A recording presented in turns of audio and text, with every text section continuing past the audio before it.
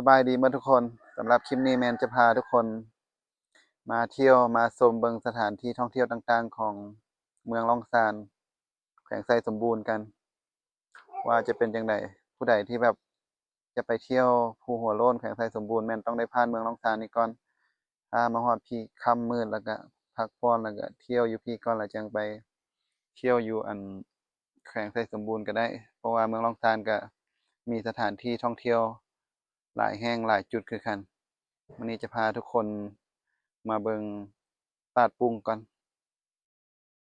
เดี๋ยวเราเข้าไปเบิงกันเลยทุกคน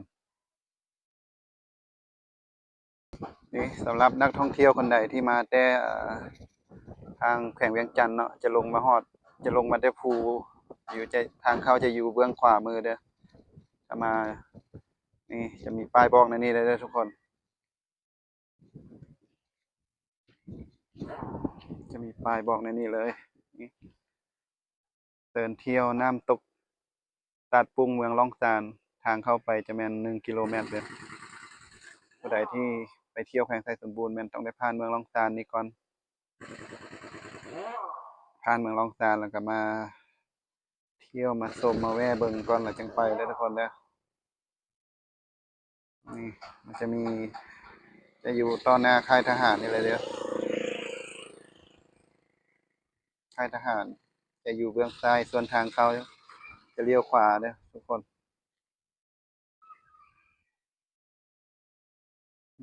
เป็นอันนี้นี่เด้อทางเข้าจะเป็นอันนี้แล้วทุกคนเด้อก็จะเป็นทางแดงเข้าไปอีก1 กิโลเมตรก็จะฮอดเดี๋ยวจะพาทุกคนเข้าไปเที่ยวเบิ่งทางในตาดปุ้งว่าจะเป็นจังได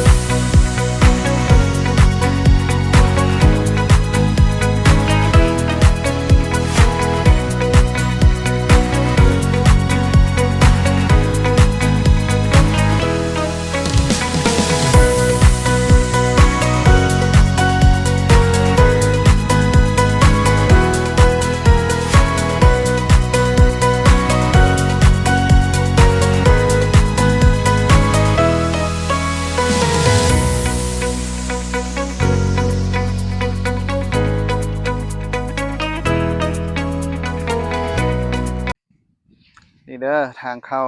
มาฮอดแล้วนี่นะทางเข้าจะเป็นแบบนี้เด้อ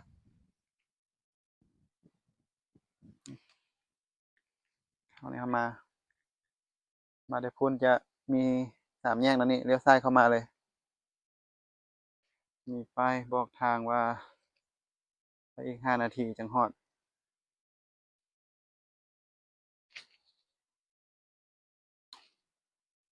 นี่เด้อทางหน้าทางเข้าจะเป็น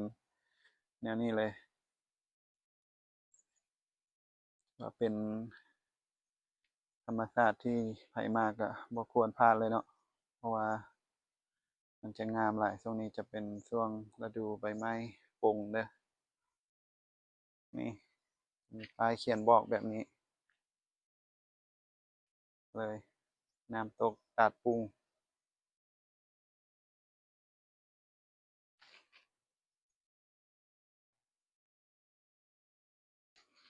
นี่เด้อคนเดี๋ยวเข้าไปเบิ่งข้างในกันเลยข้างในตาดปุงนะตอนนี้เราก็เข้ามาใกล้สิฮอดแล้ว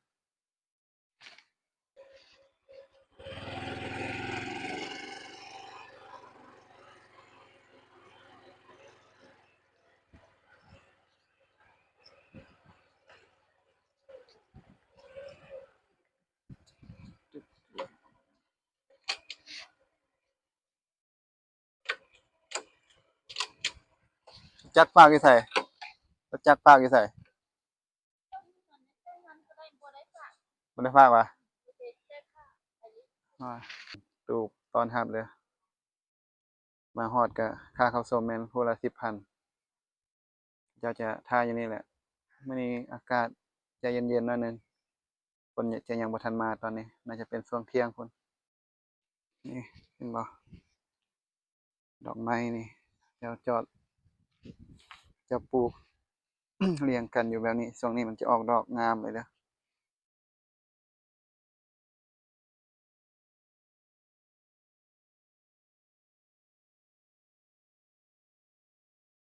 เป็นอันสระเด้อบ่อนนี้เด้อเข้ามาทำอิฐจำเป็นสระเลย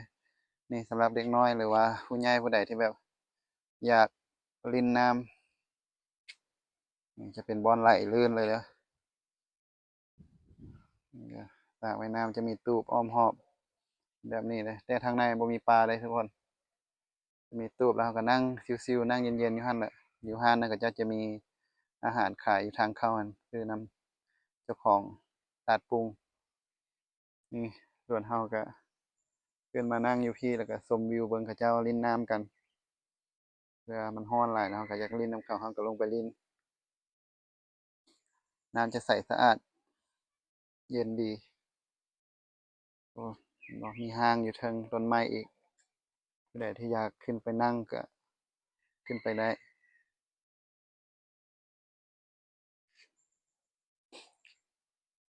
ครับพอย่างเข้ามาจะเห็นสระว่ายน้ำนี่ก่อนแล้วเราจะย่างขึ้นไปอีกเด้ออืม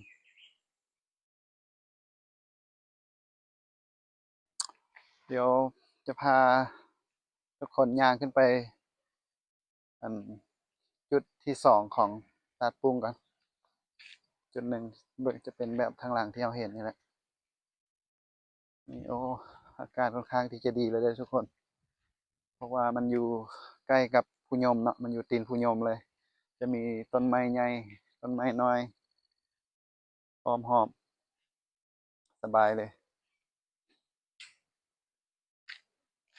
ผู้ใดที่แบบเบื่ออากาศร้อนๆอยู่ในเมืองก็มาสูดอากาศอยู่บ้านนอกนี่นี่ช่วงนี้น้ำก็จะแห้งเด้อนี่ช่วงนี้น้ำออกจะแห้งแล้วแต่ว่าเป็นช่วงฝนน้อยหนึ่งน้ำแถวนี้จะไหลแห้งนะนี่ฮอดก็มีตู้แบบนี้อีกมานั่งให้พักใจให้เซาเมื่อยก่อนหลังจากย่างขึ้นไปเทิงมีขัวไม้แบบนี้เด้อผู้ใดมาที่มากับสู่กับแฟนก็มาถ่ายรูปก่อนแล้วจังย่างขึ้นไป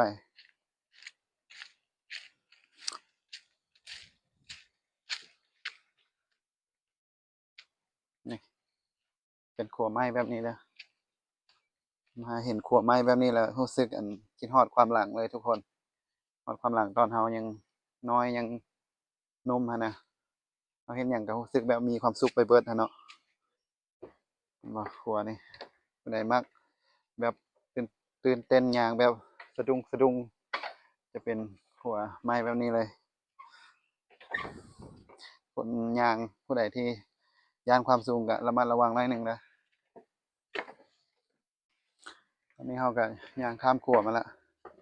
โอ้เราแบบได้ยินแบบเขาเจ้าดินน้ำเลยทุกคนโอ้คักมาแล้วนักท่องเที่ยวคนใดมาแล้วอย่าลืมมาเที่ยวมาพักนี่ก่อนถ้ามาพักแล้วเศร้าเมื่อยแน่นอนหลังจากที่เฮ็ดเวียกมาเมื่อยก็มีมื้อพักก็มาพักผ่อนอยู่นี่ก่อนนี่มีจุดให้นั่งเล่นนั่งเที่ยวอยู่โอ้จะเป็นนั่งคู่กันเด้อแบบนี้เด้อต้นไม้นี่จังเป็นต้นอีหยังบ่ใบไม้บักหลายเลยนี่น่าจะเป็นคนมีคู่ได้แบบนี้นะเบิ่งทรงนี่นั่งคนเดียวคือสิบ่ได้นี่ต้องได้มาเป็น2 คนแล้วจังได้จังลิ้นได้นี่เป็นคนบ่มีคู่ก็นั่งเบิ่งอยู่นี่ก่อนนั่งท่าเบิ่งเขาลิ้นเอาอันนี้เว้าหยอกเด้อทุกคนเด้ออย่าซีเรียสเด้อ นี่มีตูบอากาศแม่นเย็นสุดเลยเพราะว่ามันอยู่ติดกับตีนของภูผา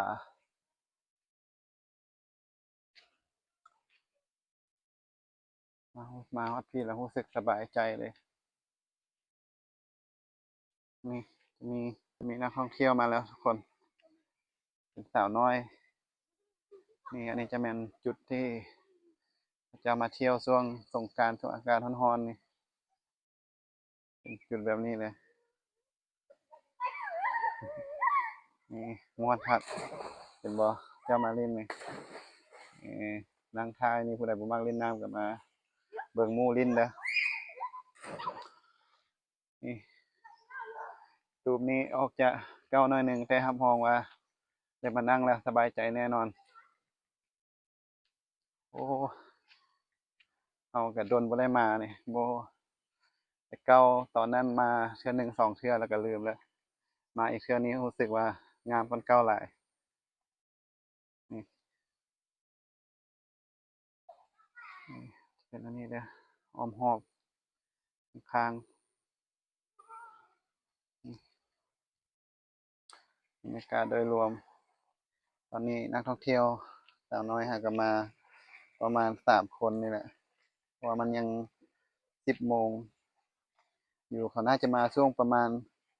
13 หา 14 โมงตรงนั้นอากาศร้อนๆนี่น้ำอยู่นี่จะเย็นเลยเย็นแบบบ่คือน้ำอยู่บนอื่นเพราะว่าน้ำมันไหลมาได้ทั้งภูแล้วมันจะเย็นแบบเย็นอีหลีอะนะเย็นถึงใจอะนะนี่เห็นบ่บอนเขาเจ้าไหลคักสุดอันนี้สำหรับผู้ใดที่แบบใจบ่ถึงอะนะใจบ่ถึงอะอย่าเฮ็ดมันอันตรายเด้อต้องเอาคนที่แบบใจถึงมักความท้าทายกันมานี่ก่อน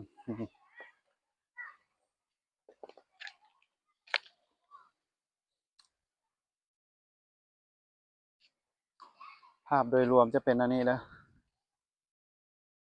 โอ้ยังมีอีกเลยยังมีอีกทางหน้ายังมีอีกจุดหนึ่ง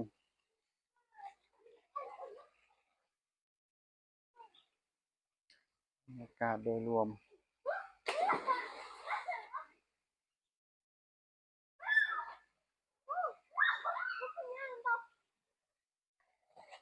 นะผู้ใดที่มักธรรมชาติแม่นแนะนำให้มาเลยมาลินแบบธรรมชาติน้ำเย็นๆน้ำอยู่นี่จะไหลออกอยู่ตลอดเวลาเด้อนี่มัน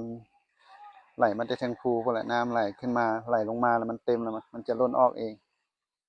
มันจะอนามัยภายในตัวเลยมันจะเย็นมันจะบ่คือสระในเมืองเด้อน้ำมันอยู่นี่จะคักเด้อ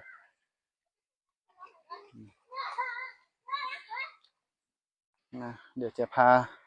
ย่างขึ้นไปเบิ่งให้มันฮอดจุดสูงสุดของตาดปุ้งกันเลยเบิ่งให้มันครบถ้วนเพื่อทุกคนจะได้ตัดสินใจได้เนาะว่าจะมาเที่ยวหั้นนะเพื่อมันรีวิวบ่หมดแล้วทุกคนบ่เห็นเนาะบ่เห็นแล้วก็คิดบ่อยากมานะมันเป็นอะไรหลังจากที่ทุกคนเบิ่งแล้วหั้นนะเป็นอะไรมันแบบงามอยู่บ่หรือว่ามันเป็นอะไรหรือว่ามันคล้ายๆคืออันคล้ายๆคือบ่อนอื่นคือกันนี่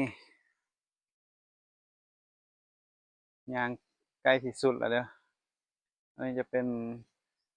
สายน้ำที่ไหลมาแต่เทิงภูนี่โอ้หัวมันอยากขาดแล้วเด้อทุกคนนี่รูปนี้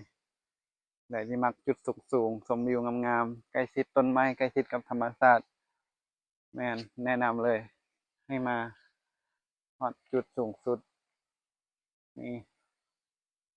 งามบ่ทุกคนมาเที่ยวอยู่อันแตดปุ้งนี่มันจะเป็นบรรยากาศแบบคล้ายๆแบบเราไปเที่ยวในป่าทุกคนเที่ยวในป่าหรือว่าไปแคมปิงอีหยังนะอยู่แบบเราไปกินข้าวป่ามาหยังหั้นนะนี่แต่อันนี้ก็จะแม่นป่านี่แหละแต่แบบแต่มันแบบใกล้บ้านใกล้เมืองหั้นนะเรามาแบบสะดวกสบายหั้นนะแต่ทุกคนอ้าวไปหยังวะอยู่ป่าเพิ่นว่า คล้ายๆกับอยู่ป่าแต่มันอันนี้มันแม่นป่าอยู่แต่แบบมันติดกับในเมืองนะเขาจะมาสะดวกเนาะอันที่เขาว่าแบบว่ามันคล้ายๆคือป่ามันคือเอาแบบต้องได้ย่างไปแบบรถไปบ่ฮอดมาบ่ถึงหั้นน่ะอันนี้จะแม่นสะดวกแล้วเด้ออันนี้รถมาฮอดเลยโอ้ขัวนี่จะขาดแล้วเด้อนี่แต่มันค่อนข้างที่จะดนแล้วเด้อนี่บ่กล้าพาทุกคนย่างขึ้นไปฮอดเทิงแล้วบัดนี้นะมาฮอดจุดนี้ก็ยังมีอีกขัวหนึ่งอีกอยู่เทิงสุดทุกคนเห็นบ่ แต่จะบ่มีทางขึ้นไปคันว่าสิขึ้นแม่นต้องได้ย่างขึ้นทางลุ่มเอาเราจะบ่กล้าย่างผ่านจุดนี้เนาะมันค่อนข้างอันตรายเขาจะมาพาทุกคนมาเบิ่งฮอดแต่จุดนี้เด้อจุดเทิงก็สิบ่มีหยังแล้วคือสิมีแต่ขัวเป็นหยังนั่นแหละอือใกล้ชิดกับธรรมชาติใกล้ชิดกับต้นไม้ใหญ่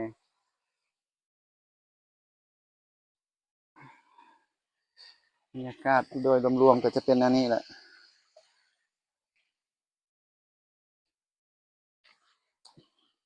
เมื่อกี้จะเป็นมุมทางขึ้นอะวันนี้จะถ่ายมุมทางลงให้ทุกคนได้เบิ่งอีกเทื่อหนึ่ง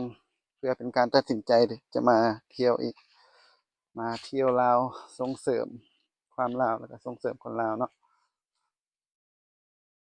นี่ที่แท้ในประเทศลาวนี่แต่ละแขวงก็จะมีแหล่งท่องเที่ยวจุดท่องเที่ยวที่งามแตกต่างกันไปเนาะแล้วผู้ใดที่มักแบบใดก็ไปแบบนั้นเนาะแต่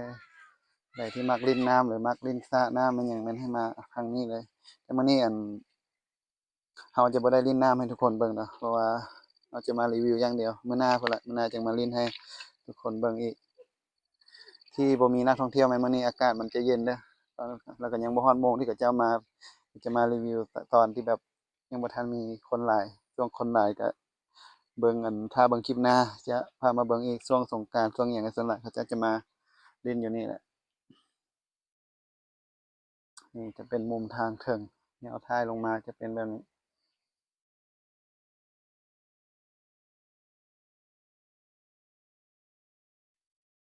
นะทุกคนเบิ่ง จะน้อย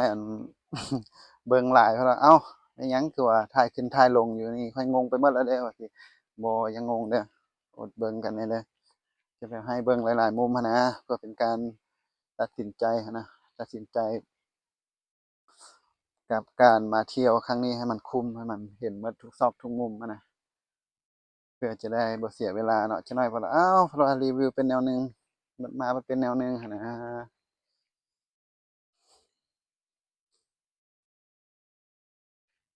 แนะนำให้บ่ให้พลาดเด้อจักหน่อยเราจะไปเบิ่งอ่า แหล่งทองจักหน่อยสิพาไปเบิ่งวัดเมืองล่องซานที่เขาเจ้าหาก็สร้างมาเมื่อบ่โดนมานี้เนาะแต่มันยังบ่ทันได้หลายปีปานใดเนาะแต่มันจะงามหลายส่วนตามเมืองล่องซานแม่นจะไปบ่นั้นเบิดเด้อ